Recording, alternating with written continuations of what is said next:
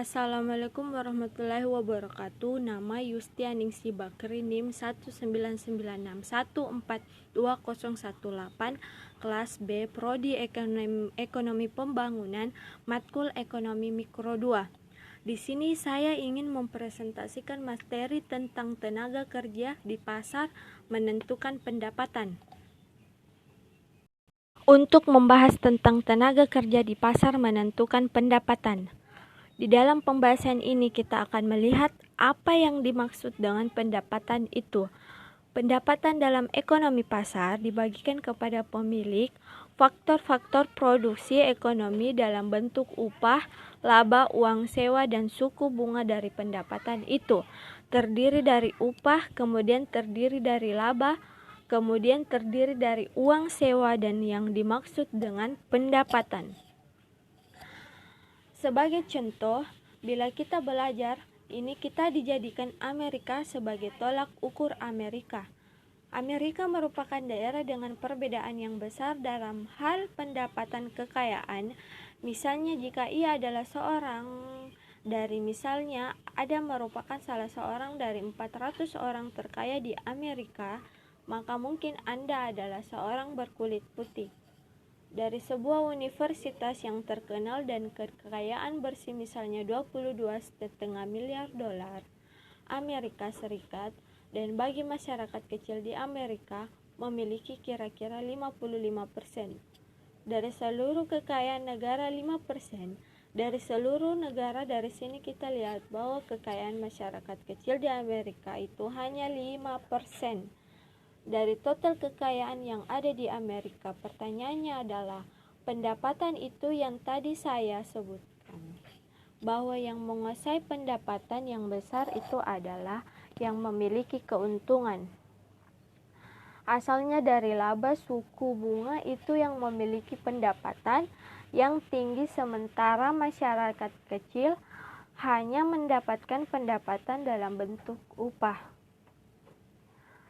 Kemudian pendapatan faktor adalah berupa pendapatan sebagai faktor produksi upah atau gaji, dan pendapatan buruh lain, dan pendapatan pribadi adalah pendapatan dari properti, pendapatan pemilik, pendapatan sewa, apartemen, laba, usaha, bunga.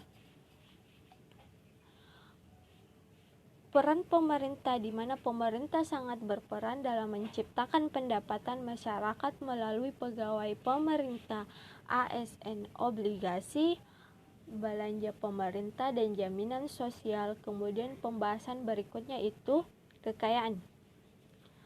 Kekayaan adalah variabel stok seperti volume air di sebuah danau. Yang memiliki kekayaan besar tentunya akan menguasai perekonomian lebih atau memiliki harta berwujud rumah, kendaraan, properti, dan modal bisnis, dan lain-lain. Pendapatan atau aliran uang setiap unit waktu seperti aliran air sebuah sungai. Tipe aset ada dua, yaitu finansial dan harta berwujud, di mana finansial berupa cek, tabungan, saham, rekening, pensiun, dan lain-lain.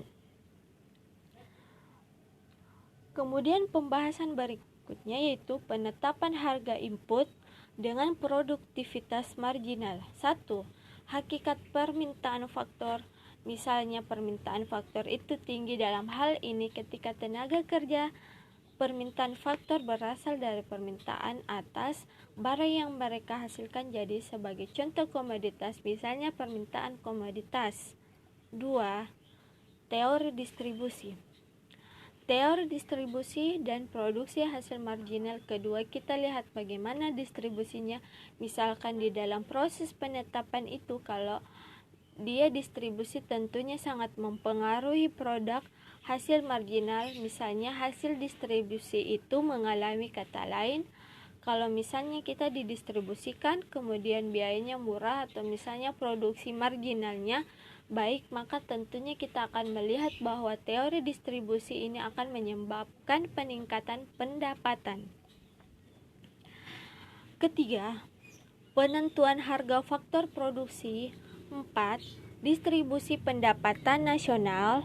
Maka kita kembali dalam pertanyaan, misalnya dalam bagaimana persaingan yang kuat teori ini bisa kita mengenai distribusi pendapatan, faktor yang pertama kali diajarkan oleh John Bess, ekonomi yang terkenal dari Universitas Columbia, yang mengatakan bahwa teori ini dapat diterapkan pada pasar yang kompetitif untuk produk menjadi faktor apapun.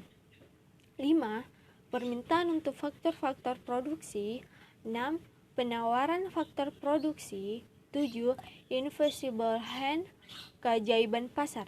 Keajaiban pasar adalah efisiensi bersama deregulasi, privatisasi, dan pengurangan rintangan perdagangan. Tidak ada invisible hand yang menjamin bahwa ekonomi laissez-faire akan menghasilkan distribusi pendapatan yang adil dan wajar. Penghasilan atau menyebabkan bertambahnya kemampuan seseorang, baik yang digunakan untuk konsumsi maupun untuk tabungan. Dengan pendapatan tersebut digunakan untuk keperluan hidup dan untuk mencapai kepuasan. Mengemukakan bahwa pendapatan perorangan adalah pendapatan yang diterima oleh rumah tangga dan usaha yang bukan perusahaan. Pendapatan perorangan juga mengurangi pajak pendapatan perusahaan dan kontribusi pada tunjangan sosial. Itulah hasil dari presentasi saya. Mohon maaf bila ada kata-kata yang tidak sesuai dengan materi-materi yang lainnya, mohon dimaklumi. Sekian dan terima kasih. Wassalamualaikum warahmatullahi wabarakatuh.